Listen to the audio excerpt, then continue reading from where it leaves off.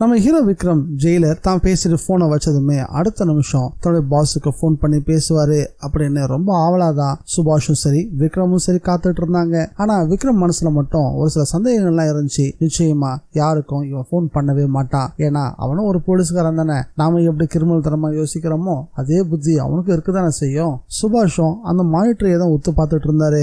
எப்போ சரவணவேல் போன்ல இருந்து கால் போகும்னு பார்த்தா கடைசி வரைக்கும் காலே போகல. என்ன சார் இது, எந்த காலம் போகவே இல்லை அப்படின்னா அந்த ஜெயிலர் அலர்ட் ஆயிட்டாரா அப்படின்னு கேட்கவும், ஆமா சுபாஷ், எனக்கு அப்படிதான் தோணுது. நான் பேசின விதத்தை வச்சு ஏதோ தப்பா இருக்கு அப்படின்றத அந்த நிச்சயம் யோசிச்சிருப்பான். அதனாலதான் எந்த போனும் போகவே இல்லை அப்படின்னு சொல்லவும், அப்படின்னா அந்த பாஸுக்கு விஷயம் போய் சேர்ந்திருக்காதா அப்படின்னு சுபாஷ் சந்தேகமா கேட்கவும், இல்ல நிச்சயம் தகவல் போயிருந்திருக்கும். வேற ஒரு போன்ல இருந்து அந்த ஜெயிலர் தன்னுடைய பாஸுக்கு போன் பண்ணி விஷயத்தை இந்நேரம் சொல்லி முடிச்சிருப்பான் அப்படின்னு விக்ரம் உறுதியா சொல்ல ஆரம்பிச்சாரு. விக்ரம் என்ன சொன்னாரோ அதுதான் நடந்துச்சு. தன்னுடைய போன்ல இருந்து கால் பண்ணா விக்ரம் அதை ட்ரேஸ் பண்ணி யாருக்கு கால் பண்றோம் அப்படின்ற விஷயத்தை கண்டுபிடிச்சிருவான். இதனால தானும் சரி மாயாவும் சரி வசமா சிக்க வேண்டியதா இருக்கும் அப்படின்னு பயந்து போய் தான் தன்னுடைய இன்னொரு மொபைல்ல இருந்து மாயாவுக்கு கூப்பிட்டு தகவலை சொன்னான் அந்த ஜெயிலர். இந்த விஷயத்துல விக்ரம் இவ்வளவு தெளிவா யோசிக்கிறாருன்னா அவங்கிட்ட இன்னொரு போன் இருக்குன்றதும் நம்ம ஹீரோ விக்ரமுக்கு முன்னாடி தெரிஞ்சிருக்கும். அப்படி தெரிஞ்சிருந்தா அந்த நம்பரையும் சேர்த்து தான் ட்ரேஸ் பண்ணிருக்கணும். அவனுக்கான வாய்ப்பை எதுக்காக நம்ம ஹீரோ விக்ரம் கொடுத்தாருன்னா எனக்கு புரியவே இல்லை.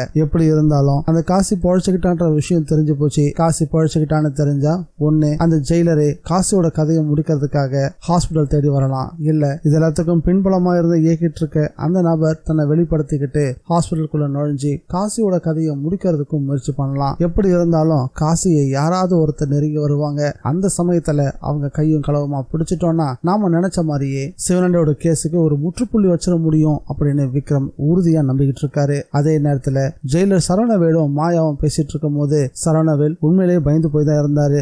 எங்க தன்னுடைய உயிருக்கோ இல்ல தன்னுடைய வேலைக்கோ உல வந்துருமோ அப்படின்னு பயப்பட ஆரம்பிச்சதும் மாயா கொஞ்சம் கடுப்பாயி, இதுக்கப்புறம் இந்த விஷயத்தை விட்டு நீங்க விலகி நில்லுங்க சார், எல்லாத்தையும் நானே பாத்துக்கிறேன், நானே களத்துல இறங்கி என்ன செய்யணும் ஏது செய்யணும்ன்றத பாத்துக்கிறேன் அப்படின்னு உறுதியா சொல்லவும் சரவணவேல் பதற ஆரம்பிச்சுட்டாரு. இல்ல நீங்க இறங்குனீங்கன்னா கண்டிப்பா சிக்குவீங்க அப்படின்னு சொல்லியுமே கூட மாயா கேட்க தயாரா இல்ல. இது இப்படிதான் நடக்கும்ன்றது நம்ம ஹீரோ விக்ரமுக்கு தெளிவா தெரிஞ்சிருந்ததாலதான் ஒருவேளை அந்த இன்னொரு நம்பரையும் ட்ரேஸ் பண்ணாம விட்டாரோ என்னவோ தெரியல.